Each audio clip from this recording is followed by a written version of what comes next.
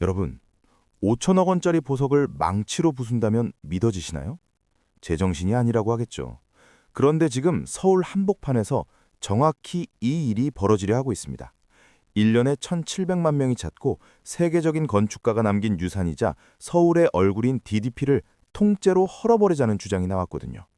누군가는 시대의 걸작이라 부르고 누군가는 동대문을 망친 주범이라 부르는 이 거대한 은색 우주선. 대체 이 건물에 무슨 죄가 있길래 10년 만에 사형 선고가 내려진 걸까요?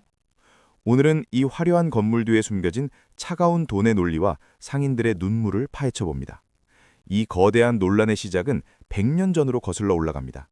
지금의 DDP가 있기 전 그 자리엔 동대문 운동장이 있었습니다.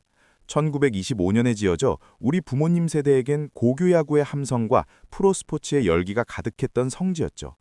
하지만 세월 앞에 장사 없다고 90년대 들어 시설이 낡으면서 관중은 떠나고 그 빈자리를 노점상들이 채우며 풍물시장이 됐습니다. 결국 2007년 서울시는 결단을 내립니다. 추억은 가슴에 묻고 이곳에 서울을 상징할 디자인 랜드마크를 짓기로 한 거죠. 5년의 시간과 무려 5천억 원의 세금을 쏟아부어 지금의 DDP가 탄생했습니다. 그런데 10년이 지난 지금 왜 갑자기 이 귀한 건물을 부수자는 파격적인 목소리가 터져나온 걸까요? 불을 지핀 건 정치권의 한 공약이었습니다. DDP를 해체하고 그 자리에 7만석 규모의 초대형 돔구장을 짓자는 거였죠. 이유는 간단합니다. DDP가 동대문이라는 귀한 땅값을 못하고 있다는 겁니다.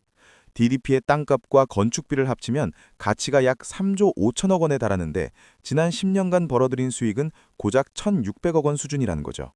당초 서울시는 경제 효과가 54조 원에 달할 거라 호언장담했지만 현실은 연간 160억 원 벌이에 그쳤다는 비판입니다. 쉽게 말해 3천억짜리 빌딩을 지어놨는데 월세가 100만 원도 안 나오는 꼴이라는 주장인데요. 여기서 우리는 한 가지 의문이 생깁니다. 수익이 적은 게 단순히 건물 탓일까요? 해체론자들의 진짜 공격 포인트는 수익보다 단절에 있습니다. DDP는 그 독특한 디자인 때문에 주변 상가들과 완전히 분리된 섬처럼 존재한다는 지적이죠. 예전 운동장 시절엔 경기가 끝나면 수만 명이 쏟아져 나와 주변에서 밥도 먹고 옷도 샀는데 지금은 DDP에서 사진만 찍고 쓱 가버린다는 겁니다. 실제로 인근 상가들의 빈점포가 늘어가는 걸 보면 DDP가 주변 경제를 살리기는커녕 오히려 장벽이 됐다는 주장에 힘이 실리죠. 53조 원의 경제 효과를 약속했던 화려한 장밋빛 미래는 어디로 사라진 걸까요? 하지만 이 비판에 대해 DDP를 지키려는 사람들은 전혀 다른 데이터를 내놓으며 반격합니다. 존치 측의 반격은 매섭습니다. 수익이 적다고요? 천만의 말씀입니다. DDP는 서울의 수많은 공공건축물 중 거의 유일하게 흑자를 내는 우등생입니다. 하루 대관료가 1억 원인데도 내후년까지 예약이 꽉 찼을 정도로 인기가 폭발적이죠. 주변 상권이 죽어가는 건 DDP 때문이 아니라 우리가 옷을 온라인으로만 사는 소비 트렌드 변화 때문이지 왜 애꿎은 건물 탓을 하냐는 논리입니다. 오히려 최근 통계를 보면 DDP에서 큰 행사가 열릴 때 주변 매출이 10% 이상 껑충 뛴다는 자료도 있죠. 한쪽은 망했다고 하고 한쪽은 살렸다고 하는 이 팽팽한 통계 전쟁. 과연 누구의 말이 진짜 진실을 담고 있는 걸까요? 여기서 흥미로운 데이터 싸움이 시작됩니다. 해체 측은 존치 측이 제시한 매출 증가 통계에 아주 교묘한 함정이 있다고 꼬집습니다. 바로 비교 대상이 코로나19 시기였다는 점이죠. 전 세계가 멈췄던 최악의 불황기와 비교해서 매출이 올랐다고 하는 건 눈 가리고 아웅이라는 겁니다.